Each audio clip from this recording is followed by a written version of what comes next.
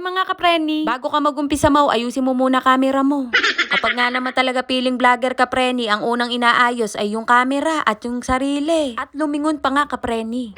At dahil aalis ako ngayong umaga kapreni, magtututbrush ako. Tinatamad kasi ako maligo kaya hilamos na lang. Puyat pa ako ng lagay nito kapreni dahil si Ruichi madaling araw na naman natulog. Tinatamad nga rin sana ako maghilamos ng mukha kaya lang kailangan. Kaso kapreni, sa mukha na nga lang ako bumabawi ng kagandahan, bakit hindi ko pa pagagandahin, di ba?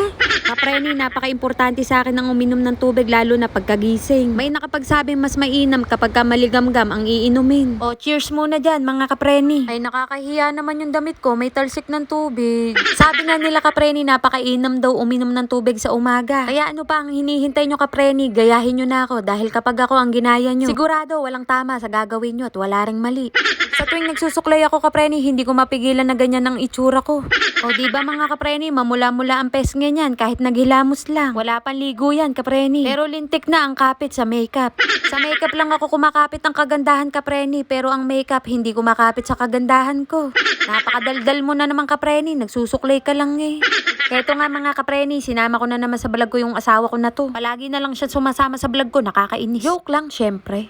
Sasamahan ko nga pala si Kuya Ken sa eskwelahan. Unang araw ng pagpasok niya, kaya sasamahan ko siya. At para malaman ko na rin kung saan yung room niya. Sabi nga niya mga kapreni, wag ko na nga daw siyang samahan at malaki na nga daw siya. Kaya sabi ko mga kapreni, sino ba masusunod sa ating dalawa? Syempre, kayo po mama.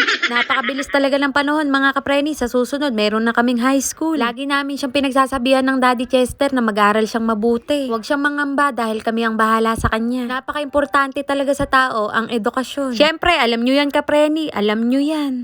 Lagi namin pinapaunawa sa kanya na mag-aral siyang mabuti dahil iba pa rin talaga ang may pinag-aralan. O tama na nga ang usapan kapreni, nagiging seryoso na, hindi ako sanay. Baka mamaya maiyak pa ako kapreni. Dito rin ako nag-aral kaya lang marami ng pinagbago. Hindi ko na alam saan yung room ng grade 6. Sabi ni Kuya Ken, dito mama, tumuro siya.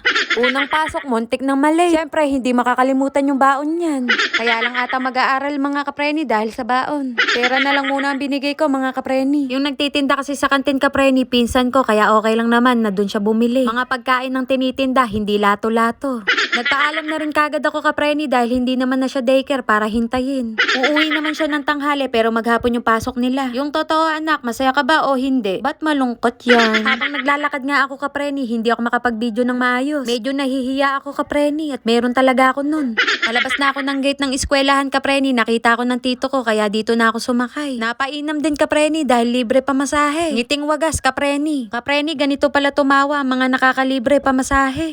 At nung nandito na ako sa bahay kapreni, sumibat naman kagad ng alis ang nanay ko. Yang nanay ko mga kapreni, napakasipag niyan, parang ako.